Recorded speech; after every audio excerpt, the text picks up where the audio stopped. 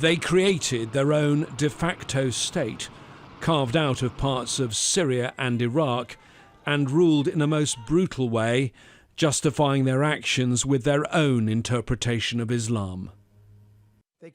2 years ago, President Trump declared ISIL had been defeated. That after a long military operation, some of it human rights campaigners say also carried out in a brutal manner, involving Kurdish fighters, the Iraqi military, American special forces, and US bombardment from the air.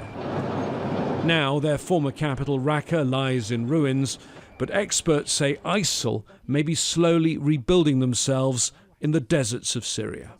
And what we've witnessed in central Syria in particular is a robust and growing ISIS campaign that is applying pressure on key military and oil infrastructure that is actually forcing the Russians, the regime, and the Iranians to respond and try to figure out how to stabilize the security situation. Is such talk alarmist? Not according to the UN Special Envoy for Syria, Geir Pedersen. We should actually be worried about what we see as increased Daesh activities in the desert and in certain other areas in Syria. And I have appealed before, as you know, to the members of the Security Council that we need a collaborative effort to fight the terrorists that are still active in Syria. And without that collaborative effort, I'm afraid we could fail once again. On top of this, there's another problem related to ISIL that the world is not confronting.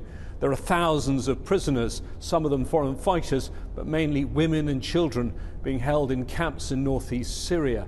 In the largest camp, Al-Hol, there are nearly 30,000 children. The conditions are grim. They risk being alienated and further radicalized. James Bays, Al Jazeera at the United Nations. Well, Marwan Kabalan is Head of Policy Analysis at the Arab Centre for Research and Policy Studies. He's joining us here in Doha by Skype. Good to have you with us here on Al Jazeera. One thing I just want to get is some context for you, if I could. Is ISIL still regarded as a single entity, or is it more an ideology that armed groups choose to fight under? No, I mean, the simple answer to that question, Rob, perhaps, is that ISIL and the likes organizations have always been, the most important, aspect of them is that the ideology which drives them in the first place. If you remember this war on terror, the United States started actually 20 years ago after the September 11 attacks on New York and Washington. And it started as a war against Al-Qaeda and then against ISIL, and probably in the coming years we're going to see a new organization with a different name. All of these organizations actually have always been consistent in the sense that the very causes which have led to their emergence in the first place must be dealt with if we really want to defeat them once and for all. And as long as these root causes are not dealt with, I think we are going to keep seeing them coming back time and again. So now I'm really not surprised that ISIL is making a comeback in Syria and in Iraq. We have seen a rise or an increase in the activities of ISIL in both countries. The United States, as we all know, has declared victory against ISIL in 2019. It has declared victory against Al-Qaeda, before that. But as I said, Rob, before, you really need to deal with the root causes, which is leading, in fact, to the rise of ISIL, of Al-Qaeda, and like-minded organizations. You need to deal with the ideology. You need to deal actually with the idea and with the circumstances which are leading, to these organizations coming back and again everyone. Let me ask you about those causes then. What are the circumstances, specifically in Syria, but also in Iraq, that are allowing ISIL and armed groups relating themselves to ISIL to begin to strengthen again?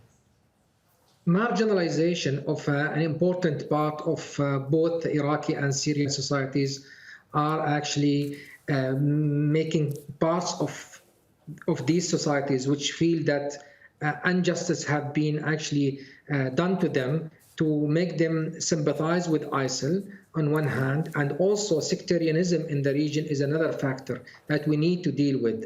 The rise of Iranian influence in the region over the past few years, since the U.S. invasion of Iraq in 2003, in fact, has led to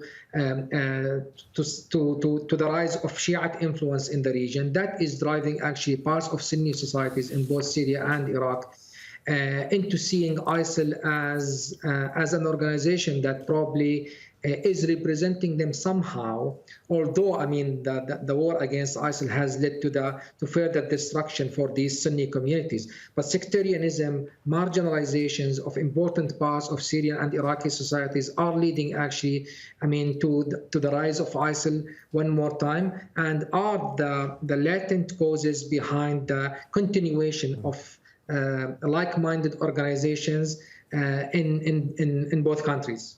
Always good to get your thoughts on this. Marwan Kabul, and we appreciate you joining us on Al Jazeera. Thank you very much indeed. Thank you.